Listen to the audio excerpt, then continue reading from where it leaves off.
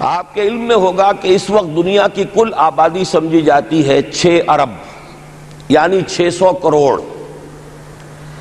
اس میں کم سے کم 120 کروڑ مسلمان ہیں امت مسلمہ. گویا کہ ہر 5واں انسان جو ہے دنیا میں وہ حضور صلی اللہ علیہ وسلم کا کلمہ پڑھتا ہے. اتنی بڑی تعداد. اس کے ساتھ ہی کتنا بڑا علاقہ جو ہے اس زمین کا وہ اللہ تعالیٰ نے اس امت کے قدموں تلے رکھا ہے. اگر آپ نے نقشہ دیکھا ہو دنیا کا تو آپ کو معلوم ہونا چاہیے کہ شمال میں جو بہت بڑا یہ نظر آتا ہے سائبیریا اور روس کا علاقہ، یہ سب غیر آباد ہے. اس طرح شمالی امریکہ میں بھی کینیڈا سے اوپر بڑے بڑے آپ کو بر اعظم سے نظر آئیں گے، سب غیر آباد ہیں. جو آباد علاقہ ہے دنیا کا اور جو زرخیز علاقہ ہے دنیا کا، اس کا کتنا بڑا حصہ ہے کہ جو امت محمد صلی اللہ علیہ وسلم کے قدموں تلے. انڈونیشیا ملائیشیا سے چلے آئیے، اس کے بعد مسلسل چاہے کہیں مسلمان اقلیت میں تھوڑے بہت ہیں، لیکن پھر بنگلہ دیش آتا ہے، بڑی عظیم اکثریت کا ملک ہے. پھر بھارت میں اگرچہ اقلیت میں ہے لیکن 20 کروڑ مسلمان بھارت میں اس وقت ہے. پھر جو پاکستان سے شروع ہوا سلسلہ، افغانستان، ایران، چلتے جائیے ادھر ترکستان، چینی ترکستان، روسی ترکستان، پھر آگے چلیے عالم عرب، افریقہ کا پورا شمالی علاقہ، افریقہ کا تقریباً سارا وسطی علاقہ. یہ سب کیا ہے؟ کتنا بڑا رقبہ ہے. اور ہر طرح کی نعمت اللہ نے دی ہے. اس میں نباتات بھی ہیں، اس میں معدنیات بھی ہیں، اور سب سے بڑھ کر آج کی دنیا میں جو اہم ترین شے ہے کہ پیٹرول جو ہے، تیل جو ہے، اس کے سب سے بڑے ذخائر وہ ہیں کہ جو مسلمانوں کے قدمے تلے. اتنی تعداد میں ہونے کے باوجود، اتنے وسائل کے پر بظاہر قابض ہونے کے باوجود، سوال یہ ہے کہ کیا آج دنیا میں امت مسلمہ کو عزت حاصل ہے یا یہ ذلیل ہے؟ اسے غلبہ حاصل ہے یا مغلوب ہے؟ اسے کوئی دنیا میں وقار حاصل ہے یا یہ بالکل بے وقار ہو کر رہ گئی؟ یہ بات ہے جو ہمارے سمجھنے کی ہے آج کیوں ذلیل کہ کل تک نہ تھی پسند گستاخی فرشتہ ہماری جناب میں. اس وقت صورت یہ ہو چکی ہے، آپ کو معلوم ہے کہ ہر جگہ پر پسماندگی کا نشان مسلمان ہیں. ہمارے سارے وسائل پر دوسروں کا قبضہ ہے. ایک ہی شے رہ گئی تھی تیل، خلیج کا تیل، اس پر بھی آ کر امریکہ کی فوجیں اس کے سر پر بیٹھ گئی ہیں. سارا کا سارا تیل اب ان کے قبضے میں ہے. ادھر خلیج کے دہانے کے دونوں طرف وہ اپنے مورچے بنا رہے ہیں تاکہ یہاں کسی کا داخلہ نہ ہو سکے. بڑے بڑے جتنے لوگ ہمارے ان سب کی دولت ان کے پاس ہے. کہنے کو تو سلطان آف برونائی دنیا کا امیر ترین آدمی ہے، لیکن دولت ہے کہاں اس کی؟ انویسٹڈ تو وہی ہے، اسی کے بینکوں میں ہے، انہی کی کمپنیوں میں ہے. کسی کے پاس کچھ نہیں ہے. سعودی عرب کے کوئی ڈالرز ہیں تو کہاں ہیں؟ جیسے شہنشاہ ایران کا جو اثاثہ تھا، سرمایہ تھا، جو سارا کا سارا انہوں نے جو ہے وہ فریز کر لیا. تو یہ دولت تو ساری وہی ہے. کہنے کو ہے کہ آپ کے اکاؤنٹ میں اتنا روپیہ ہے، لیکن سوال یہ ہے کہ وہ اکاؤنٹ فی الواقع کس کے قبضے میں ہے؟ پھر آپ کو معلوم ہے کس طریقے سے مسلمانوں کے ساتھ سلوک ہو رہا ہے. ہر جگہ پر جہاں چاہیں، جس طرح چاہیں انہیں ستا لیں. اور ان میں بھی سب سے بڑھ کر جو بات میں آپ سے کہوں گا، آج دنیا میں جتنے بڑے پیمانے پر محمد عربی صلی اللہ علیہ وسلم کی توہین و تذلیل ہوئی ہے، پوری انسانی تاریخ میں نہیں ہوئی. رشدی نے کتاب لکھی، بدترین حملے کیے. کیا رنگیلا رسول کتاب تھی جو لکھی تھی کسی ہندو نے، جس کو کہ ایک مسلمان نے پھر خنجر گھونپ کر اور ہلاک کر دیا تھا. وہ تو کچھ بھی نہیں تھی. اس کتاب کو رنگیلا رسول کو 100 سے ضرب دیجئے تو یہ کتاب بنتی ہے سیٹنک ورسز، اور وہ ملینز نہیں بلینز کی تعداد میں شائع ہوئی. اس کے خلاف احتجاج اگر کسی نے کیا ہے تو ان کے اوپر جوتے پڑے ہیں، ان پر ڈنڈے پڑے ہیں. پوری مغربی دنیا اس کے پیچھے آ گئی ہے، سپورٹ کیا ہے. لے دے کے ایک ملک نکلا ایران، اس نے کم سے کم یہ کہ اس کے قتل کا فتویٰ تو دیا، لیکن کیا کرے، قتل کرنے کی تو نوبت نہیں آئی. پورا عالم عیسائیت اس کی پشت بنا ہے، اس کی مدد کر رہا ہے.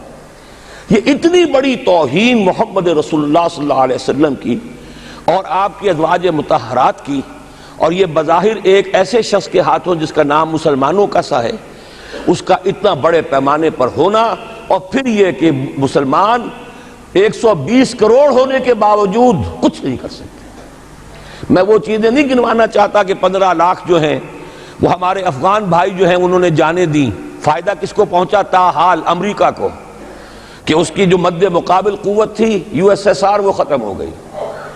اسی طریقے سے جو کچھ کشمیر میں ہو رہا ہے، ہماری بے ہمیتی بے غیرتی کا عالم یہ ہے، ہم کچھ اندر خانے تھوڑی بہت کو مدد کر کے سمجھتے ہیں کہ ہم نے فرض ادا کر دیا، جبکہ فرض تو یہ ہونا چاہیے تھا کہ ہم براہ راست اعلان کرتے اور انڈیا کو الٹیمیٹم دیتے کہ سٹاپ دس بزنس، یا یہ کہ پھر ہم سے جنگ ہے۔ جنگ کا نتیجہ تو پھر اللہ جس کو چاہے دے گا، اگر انسان اللہ تعالیٰ پر اعتماد رکھتا ہو، توکل رکھتا ہو، اپنے موقف کی حقانیت پر بھی اسے یقین ہو، تو کم من فیۃ قلیلۃ غلبت فیۃ کثیرۃ تاریخ میں ہمیشہ ہوتا آیا ہے کہ چھوٹی قوتیں جو ہیں ان کو غلبہ اللہ نے عطا کیا ہے بڑی قوتوں پر، لیکن بے غیرتی کا عالم یہ ہے، بے حمیتی کا عالم یہ ہے۔ زبانی کلامی ہم سے بڑا ہمدرد کوئی نہیں مسلمانان کشمیر کا، جس لیڈر کو دیکھو بڑھ چڑھ کر بیان دے گا، لیکن عملاً ہم کیا کر رہے ہیں؟ یہ ساری صورتحال جو میں نے آپ کو بتائی ہے، ویسے تو اب یہ کہ اگر اس میں ایک خاکہ سا میں نے آپ کے سامنے رکھا ہے، اس میں رنگ بھروں تو ظاہر ہے کہ یہ پورا گھنٹہ اسی میں لگ جائے گا، لیکن جو اس کا اصل لب لباب ہے وہ یہ ہے کہ ہم اپنی جگہ بڑے خوش ہیں کہ ہم امت مرحوم ہیں، ہم تو امت محمد ہیں صلی اللہ علیہ وسلم، ہم تو اللہ کے پیارے ہیں، ہم اللہ کے لاڈلے ہیں، ہمیں اللہ کی شفاعت، ہمیں اللہ کے رسول کی شفاعت بھی ملے گی، جنت تو گویا کہ ہمارا پیدائشی مقام ہے۔ یہ سارے جو بھی ہمارے ذہنوں کے اندر ہیں خیالات، اور یہ جو ہمارے من گھڑت عقائد ہیں، آپ سوچئے کہ جب ہم جو آبجیکٹیو کنڈیشنز ہیں، گیون کنڈیشنز ہیں، جو سامنے کے حالات ہیں، ان سے جب تقابل کرتے تو معاملہ بہت مختلف ہے۔ یہ کیوں ہے؟ اصل میں سوال جب تک آپ اپنے سامنے نہیں رکھیں گے، اس کا جواب جو ہے اب اس پر غور کیجئے، کیوں ہے؟ کیا اللہ تعالیٰ کو محمد الرسول اللہ کی عزت و حرمت پیاری نہیں ہے؟ کیا محمد الرسول اللہ اللہ کے پیارے نہیں ہیں؟ حبیب رب العالمین نہیں ہے؟ کیا اللہ تعالیٰ کو کفار سے زیادہ محبت ہے؟ کیا وجہ ہے؟ رحمتیں ہیں تیری اغیار کے کاشانوں پر، اور برف گرتی ہے تو بیچارے مسلمانوں پر۔ سائنس میں وہ آگے ہیں، مالیات پر ان کا شکنجہ کسا ہوا ہے پوری دنیا پر، تہذیب ان کی ہے، تمدن ان کا ہے، ہم تو ان کے کیمپ فالوورز ہیں، نقش قدم پر چل رہے ہیں، ہم تو ان کی صرف یہ کہ نقالی کر رہے ہیں۔ تو سوچئے وجہ کیا ہے؟ کیا اللہ کو کفر زیادہ پسند ہے اسلام سے؟ کیا اللہ کو محمد الرسول اللہ صلی اللہ علیہ وسلم کی عزت و حرمت کا کوئی خیال نہیں؟ سوچنے کی بات ہے۔ ظاہر بات ہے کہ ان سوالات کا جواب تو ہاں میں آپ نہیں دے سکتے، یقیناً ایسا نہیں ہے۔ بہرحال وہ کافر ہیں، وہ اللہ کو نہیں مانتے، اللہ کے رسول کو نہیں مانتے، چلیے اللہ کو کسی نام سے مان لیا، گاڈ کہہ دیا، لیکن اللہ کے رسول کو تو نہیں مانتے۔ ایمان کا سارا دار و مدار تو رسالت پر ہے، اللہ کے اس کلام کو تو نہیں مانتے، اور اس کے باوجود ان کے لیے عزت ہے۔ رحمتیں ہیں تیری اغیار کے کاشانوں پر، برف گرتی ہے تو بیچارے مسلمانوں پر۔ یہ ایک لمحہ فکریہ ہے، یہ سوچنے کی بات ہے کہ ایسا کیوں ہے۔ اس کا جو جواب میں آپ کو دوں گا وہ ذرا سا کڑوا جواب ہے۔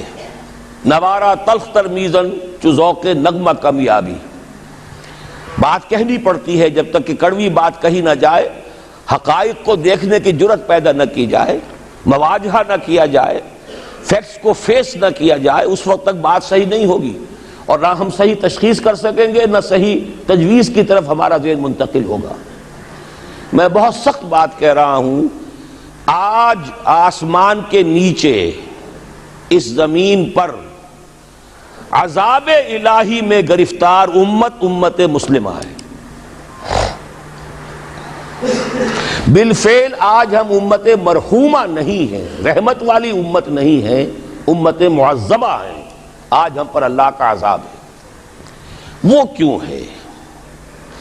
دیکھیے اللہ کا قانون یہ ہے، اور یہ اللہ کی سنت ہے، میں نے اپنی ایک کتاب میں اس پر مفصل بہت مضمون لکھا ہے، قرآن کا قانون عذاب۔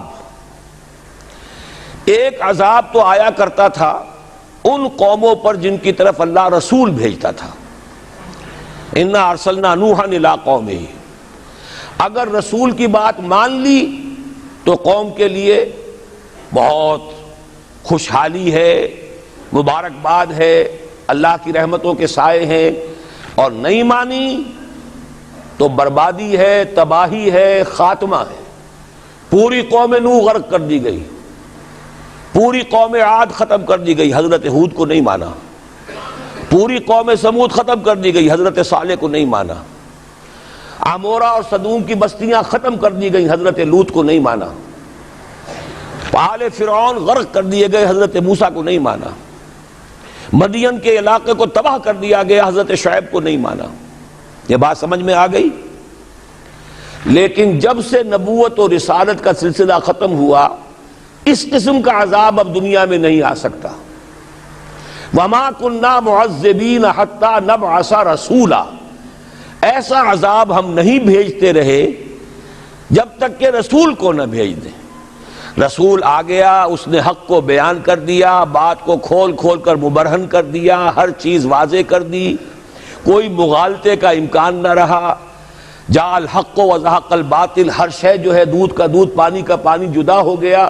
اب بھی جس نے نہیں مانا تو معلوم ہوا اس میں کوئی خیر نہیں ہے، اب خیر کا فقدان ہے۔ تو اس قوم کو جیسے کہ آپ باغ کے اندر جھاڑو دے کر جب بھی کوئی آندھی چلے تو پتے گرے ہوئے ہوتے ہیں، ان پتوں کو ایک جگہ جمع کر کے اصلائی دکھا دیتے ہیں تاکہ یہ پتے جو ہیں یہاں پر بدزیبی کا ذریعہ نہ بنے۔ تو پوری قوم ہلاک، کالم یغنوا فیہا، ایسے ہو گئے جیسے تھے ہی نہیں۔ یہ عذاب اب نہیں آئے گا، اس لیے کہ آخری نبی، آخری رسول محمد الرسول اللہ صلی اللہ علیہ وسلم۔ اب آج جو عذاب آتا ہے، دیکھیے کافروں کے لیے عذاب اصل میں آخرت میں ہے۔ دار العذاب، دار الجزا، وہ تو آخرت ہے، یہ تو دار الامتحان ہے۔ اب جو عذاب آتا ہے وہ اس قوم پر جو ہو تو حامل کتاب الہی، شریعت خداوندی کی کسٹوڈین، اللہ کے رسول کی نام لیوا، اس کے ساتھ عشق کا دعویٰ کرنے والی، عمل اس کے برعکس ہو۔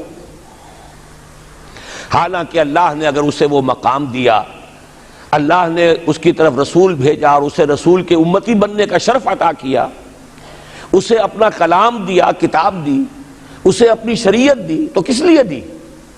تاکہ اس پر خود بھی عمل کریں، اسے دوسروں تک بھی پہنچائیں۔ وہ گویا کہ اس روئے ارضی پر وہ امت، وہ قوم اللہ کی نمائندہ قوم ہوتی ہے، ریپرزنٹیٹو ہوتی ہے۔ اے انسانوں، ہمارے پاس ہے تمہارے خالق اور مالک اور پروردگار کا قانون، ہمارے پاس ہے اس کی ہدایت، ہمارے پاس ہے اس کی کتاب، ہمارے پاس ہے اس کے رسول کا اسوہ۔ آؤ ہماری طرف، ہمیں جانچو، ہمیں پرکھو، ہمیں دیکھو، ہم واقعتاً اسی کتاب کے مطابق چل رہے ہیں نا؟ دیکھ لو، ہم جو کہتے ہیں وہی کرتے ہیں نا؟ وہی بات تو نہیں ہے کہ لما تقولون ما لا تفعلون، کبر مقتا عند اللہ ان تقولوا ما لا تفعلون۔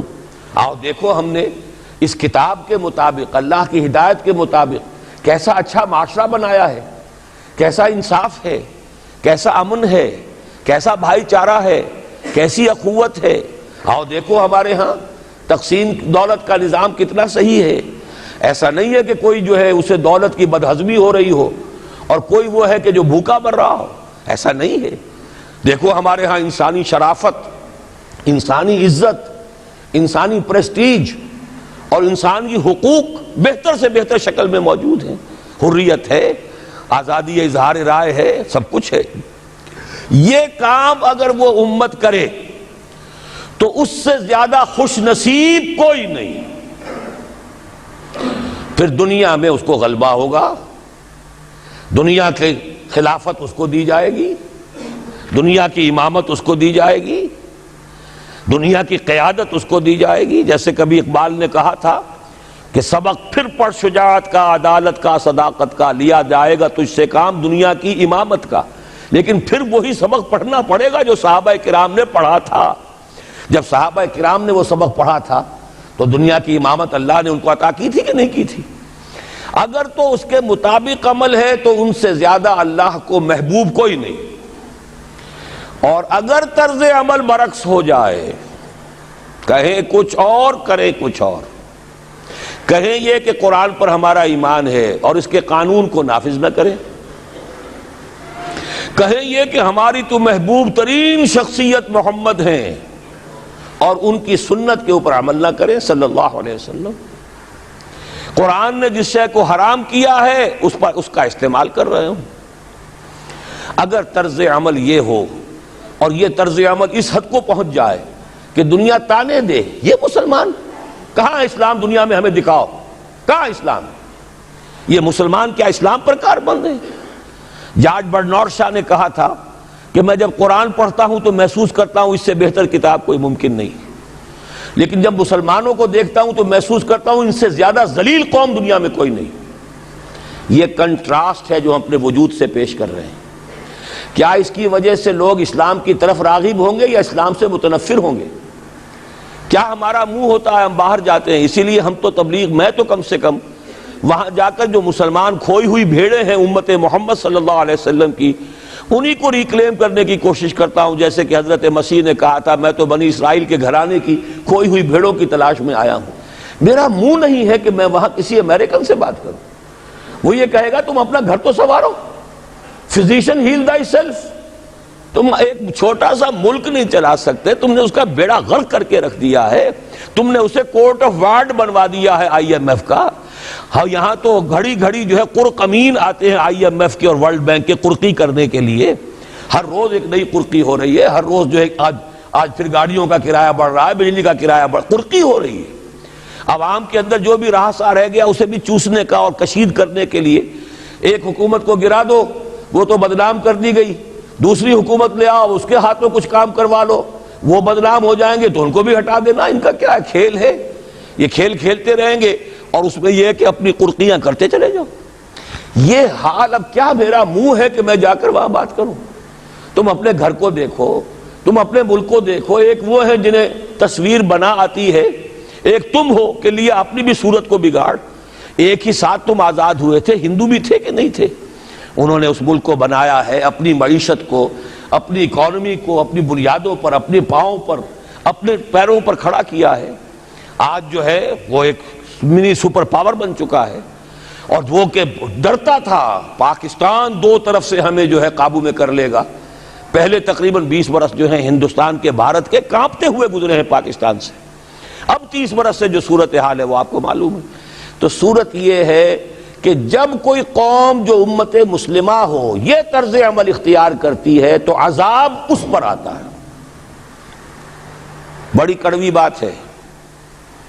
آج عذاب کفار پر نہیں آ رہا, وہ تو اللہ تعالیٰ ان سے آخرت میں نبٹ لے گا, اور آخرت تو ہے ہمیشہ کی, بڑا سو عذاب تو وہی کا ہے. وَلَعَذَابُ الْآخِرَةِ أَكْبَرُ لَوْ كَانُوا يَعْلَمُونَ. دنیا میں کفار پر عذاب آتا تھا جب کوئی رسول بھیج دیا جائے, اب رسول آئے گا نہیں. لیکن اب دنیا میں جو عذاب آتا ہے وہ مسلمان امت پر آتا ہے.